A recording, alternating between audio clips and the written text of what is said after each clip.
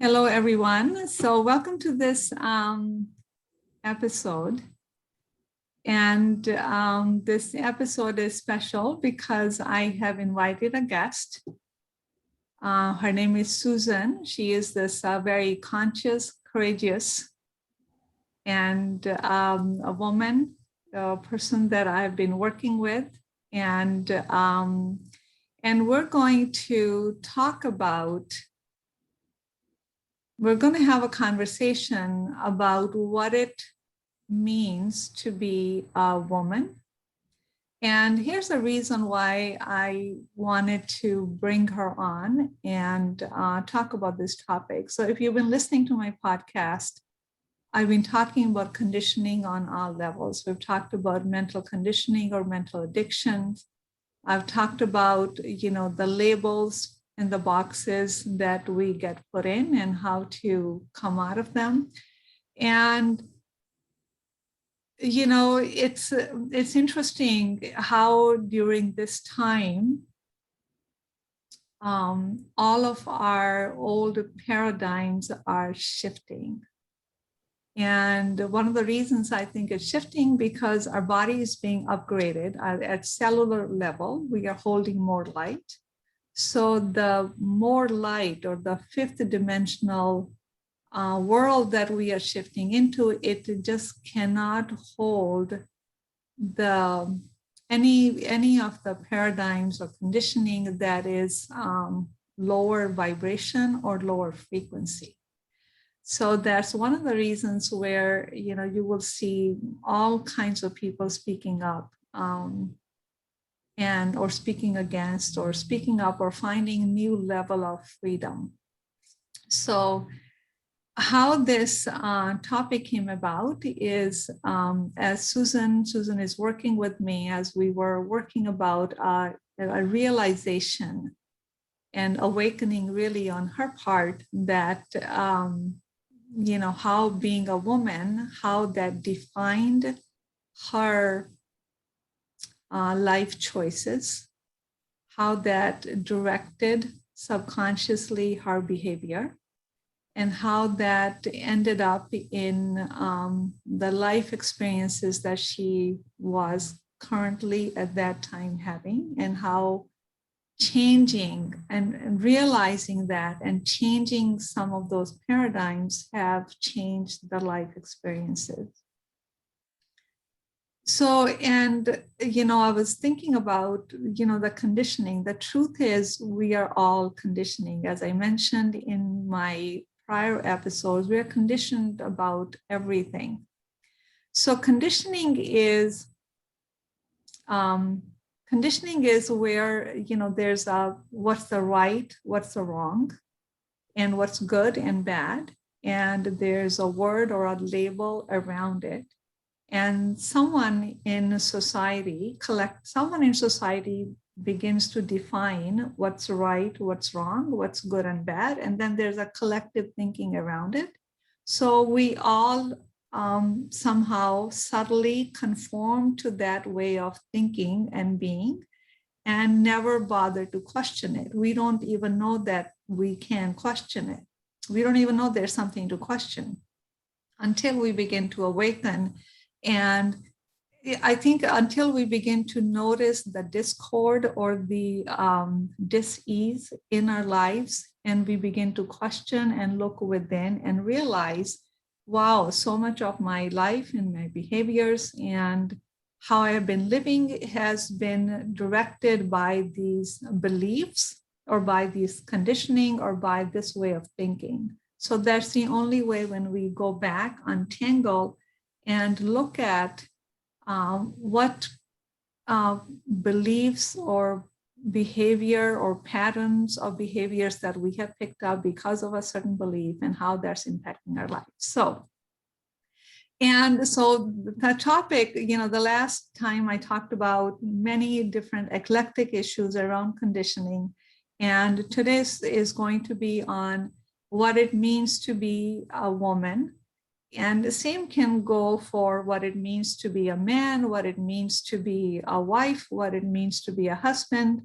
But we're just going to strictly talk about kind of have a conversation on what the label, the woman, what did it mean, what it meant or means to be a woman in the, before the shift, and how our thinking has to catch up to create this new paradigm of what it means to be a woman. So welcome, Susan. And I'm going to, so is that about right? Is that what we're talking about? Right to me.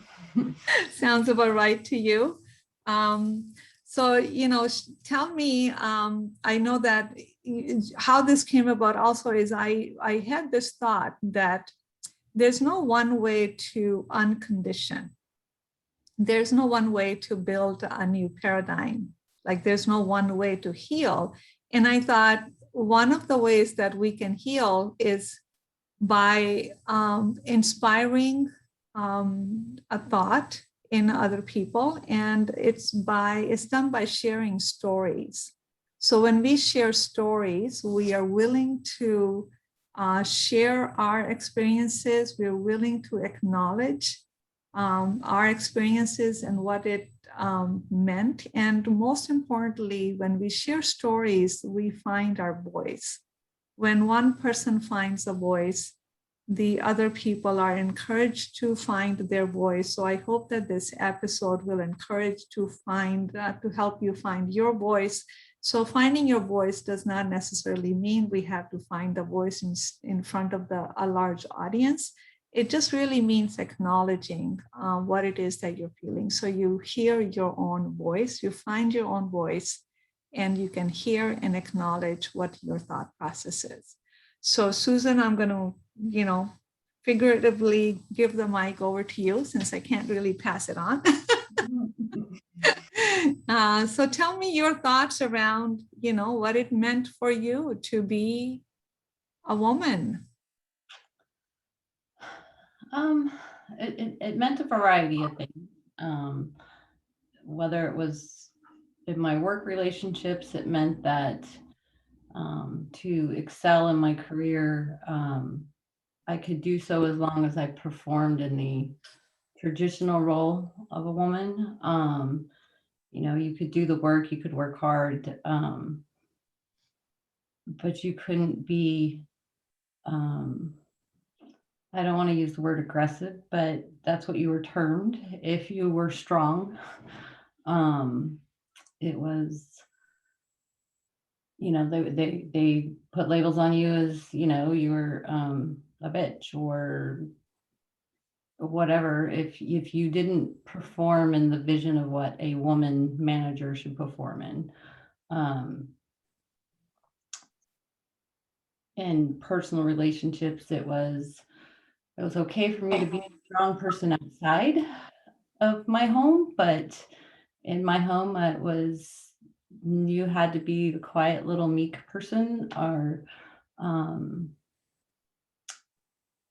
there was a lot of shutting down of my voice in different areas. So I lost it for a while. I turned it off and didn't listen to it, and it just created more confusion to me. So, My goodness, so when I listen to you, it really, it's somebody's thoughts about what a woman should do, what a woman should be like, how a woman should behave, how she should not behave, how she should dress. And that thought became a thought of, collective thought, so-called society. And we all just adjusted or adapted to that. And it works until it doesn't work. It doesn't work. it doesn't work. And, you said something interesting. You said the inner conflict and the confusion. And, deep inside our soul, whether it's a man's soul or a woman's soul, it wishes to express itself in total freedom. anytime when the mind talks it down into should not, good, bad, right, wrong, and you are actually, it's like creating more internal pressure. And that's what leads to confusion, because you're thinking on the outside, I'm doing everything right. I know what right is. I eat healthy. I do this right. I have a great job. What is missing? Why am I not myself? Why don't I feel happy and joyous? Why don't I feel in alignment? What's off? And that's what's off, is when we have taken the thoughts and opinions of others and brought them into our psychological space because we did not know not to. We didn't know not to until we understand, no, your own psychological space, it's a sacred space. You have to have the ability to think for yourself. You have to have the ability to know what resonates. And it's really our birthright to be able to live and express it the way that gives us the most freedom and that makes us feel in alignment. So alignment is about just feeling content. There's a flow to life. We're not pretending that everything is okay. Everything actually is okay because we feel okay. So,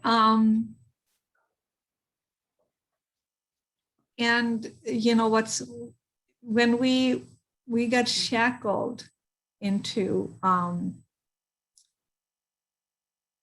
we got shackled actually by the society. We don't even know who that invisible, that mysterious society is, and somehow the mind or the ego, it says, what will people say? What do people think about you? And I'm always, I'm always wondering who these people are. I don't know who they are. I'd like to see them. I think it's something that, we made up, and not only we made up, we bought into it. So I'm always curious to know, who is the society? Society is, you and I. Right. We create the society by accepting a thought or a definition without thinking for ourselves. We create that society. When we get up and judge another woman and want to put her in the norm, or she should be like that, so many times innocently, we talk about, she's not very womanly. He's not, what does that mean? I've heard that too. It's because there is a thought out there which defines what a woman should be. My God, a woman, it's so complex, because how can anybody know or tell you what a woman should be? Women can be all kinds of things. Any human can be all kinds of things. To box a behavior, to box somebody in a predefined, a very narrow way of being, is worse than being in a prison. That's imprisonment. And then we all buy into it. When you look at the fashion industry, the whole the diet industry, and all kinds of, I can talk on and on and on, but it's all based on that conditioning, that thought that a woman should be this way. Right now you see tons of ads coming up on, don't you want to show your body in the beach body in the summertime? And I'm thinking, because there's only a certain body is a beach body. Right. Unless, and who takes on all of that pressure? Women do. Who takes on all the pressure of how we should look, how we should dress? Is women take all of that. They take all of that on, as if our worth is tied to how we look, if the body is a certain proportion. And I mean, to me, when we really think about how this affects people's behavior, it's painful. Seriously, this is what we have bought into. It's extremely painful, and it even extends to the fact of how intelligent are you. You know, if you're a woman in management and you don't wear skirt suits because you like pants instead, it does it you're not a good manager. You're not smart enough. You're not, you know, doesn't matter what your intelligent level was or is, but it's based on how you dress every day for work. Is how much value you have to that organization and your role.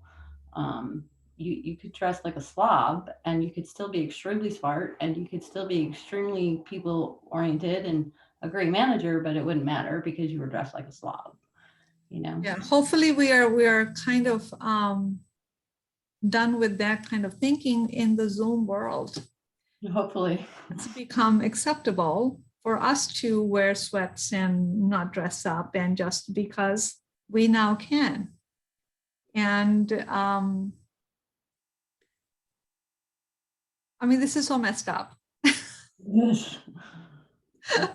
And we all have participated, we all have contributed, and we no longer can function in the new world with those old paradigms because it just does not sit well.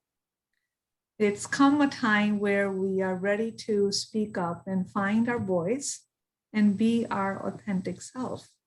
And I think that, you know, if we've done enough to trying to be like a man, we've done enough of that. We have done enough to try to be the good girl, the good daughter, the good mother, right?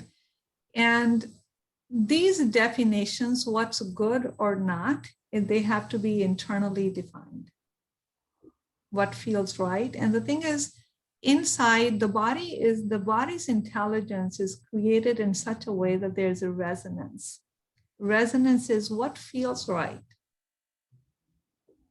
not what your mind is telling you what is right. What feels right, what feels like it's in alignment with you, what feels joyous, what feels like it's you're in your element. And that's what we follow. If it feels that one day you want to wear a suit, a pantsuit, then you wear that. If it feels like you want to express yourself through wearing a skirt, then you know, it's who the heck decides? How dare anybody decide what the heck you wear? And how do you even make it equal to your intelligence? Yeah, I never understood that, but I experienced it. You have experienced that. And recently you just discovered that, you know, you mentioned to me in our sessions that you bought black to blend in, Mm-hmm. to kind of disappear. Yep. How long did you do that for? How long? Mhm. Probably a good 10 years. Till like I told you the day I woke up and I was like, I have no color in my life whatsoever. And so I started slowly, but you know, now there's at least 6 colors in my closet, not just 2. That's wonderful. That's wonderful. And, you know, I always like to think that there's a reason for everything. I think we learn by contrast. We learn by experiencing the one side, and that's when the other side becomes all lit up. We can see. It's like Mm-hmm. we need to understand when we feel the dark, we understand the light better. You know, light makes us understand the dark better. So both things are needed. And I guess this is the And that's how I make sense of things, just because it's not about, oh my God, finally speaking my voice and anger and all of that. So there's anger, but we all have to take our own responsibility.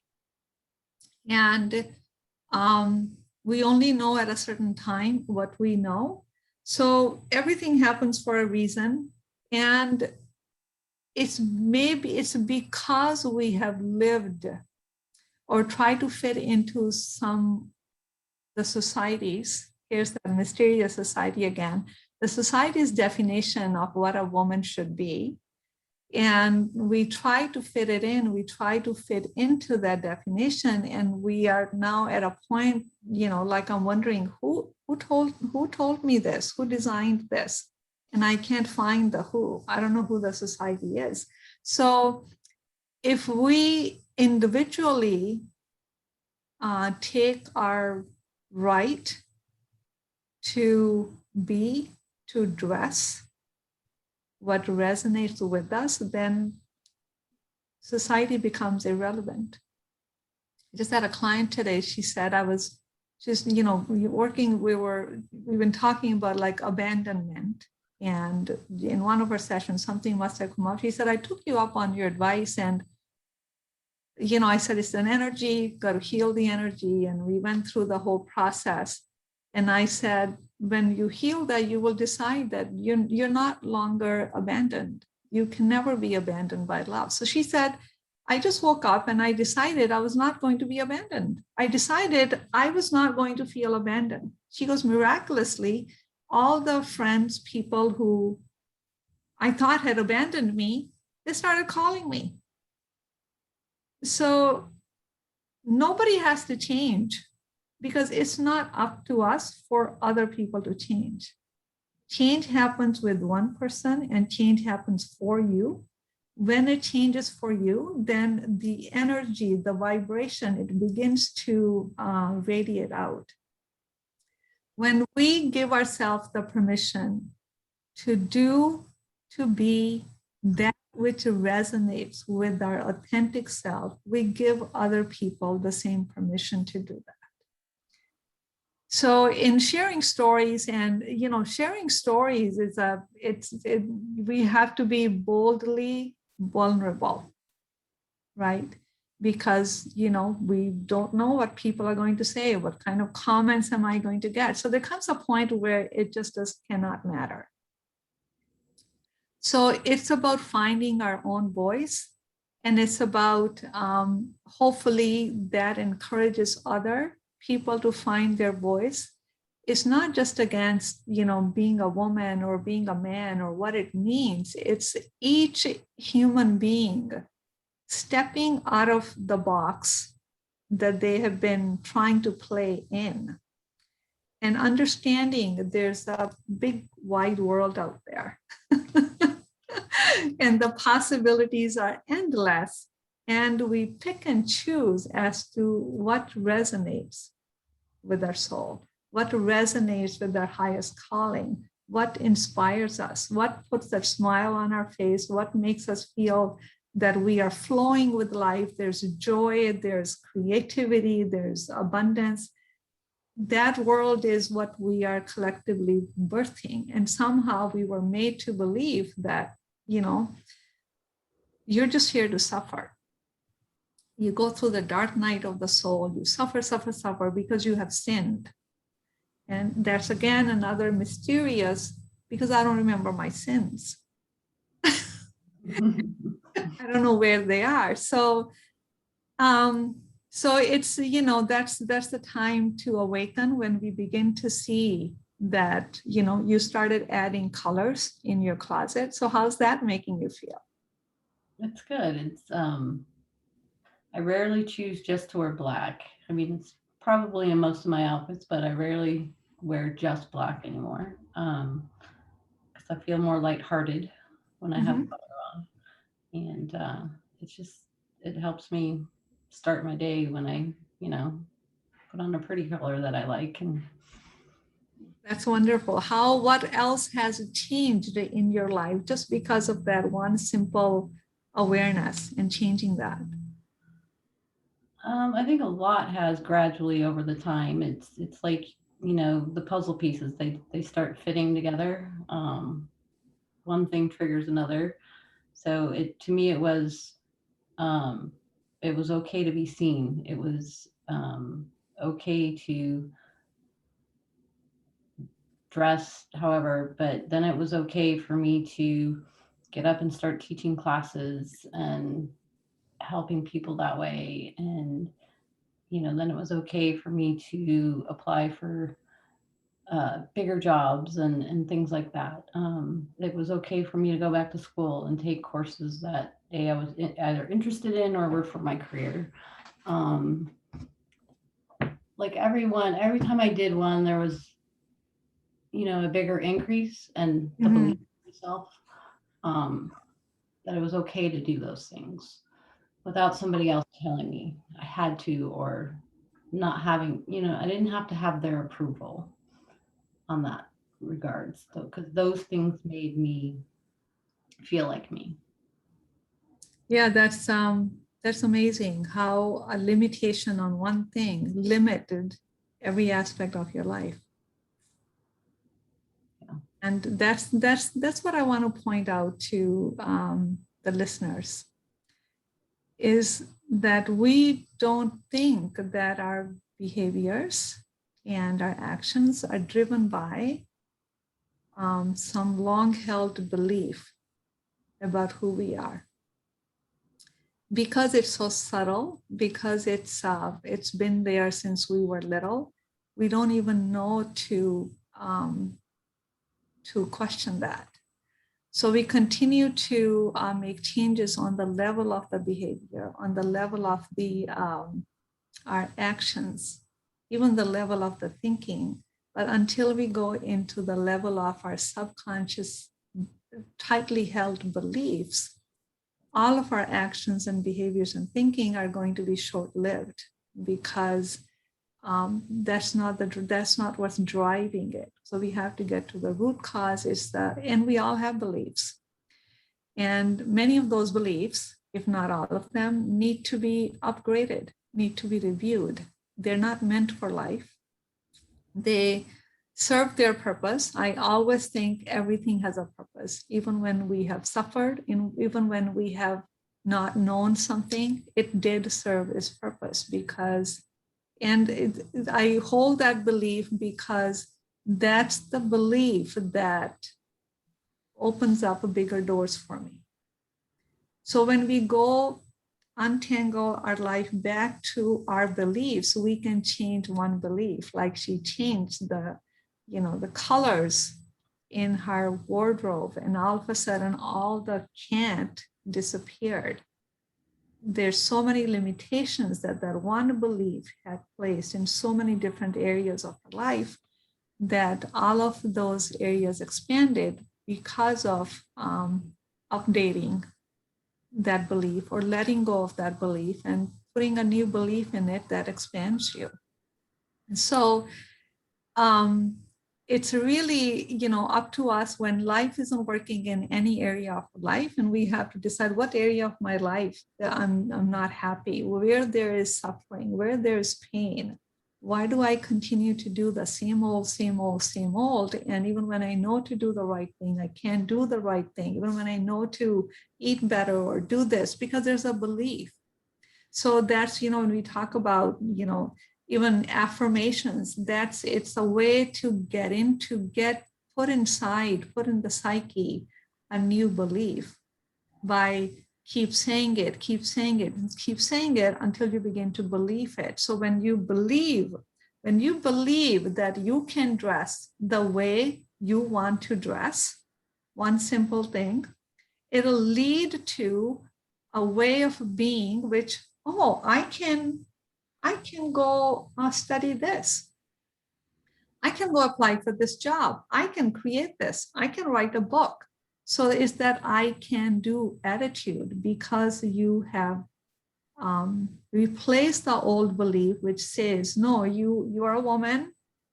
You need to behave this way. Otherwise, you won't be a woman. Otherwise, you're more like a man. Otherwise, you're all these glorious words that we've been given. You're a bitch. You are this. It's like, my goodness, right? So somebody decided what a woman should be. And so the point that I want to bring home to you is nobody has the permission to decide. Nobody has the permission. Nobody will ever have the permission to decide on what I should be. Unless you are a little child and your parents get that right, because you have not yet developed that ability. As an adult, no one does or should ever have the permission to decide for you. That's what sovereignty is all about. With the sovereignty, with the ability to think, feel, behave for yourself, comes the responsibility of looking within. And with that responsibility comes the need to trust your own instincts. With that need to trust comes the need to find your own voice, because now you are in, my gosh, what the heck does that mean? I've been taught this thing and my voice is telling me something different. Now I'm confused. I don't know what to do. So the simple way of doing it, do what your mind tells you to do. See where you end up and see how that feels. Do what feels like here. You know, like you know, like you know, and see how that feels. How do you want to feel? You got your answer. So that's, so hopefully, I have to tell you that it takes a lot of courage. I sent an email to all of the newsletters, and so far Susan is the only one who responded. And in working with her, I know she's reserved, she's shy, and this is a big step forward. So I can't tell you how proud I am of my offer. I can't tell you how I really commend her, because I know just taking the single step is going to, leap her forward into finding her voice more and more and more, and standing on her own ground more and more, and being the person that she truly is. So I really applaud Susan and thank Susan for being here. And I thank you, all the listeners. Thank you for listening. And if you like this, press like. If you want to share. And to get more information on what I do, ayurvedichealingcenter.com. I'm Meena Puri, and be well. And I will see you at the next episode. Thank you so much.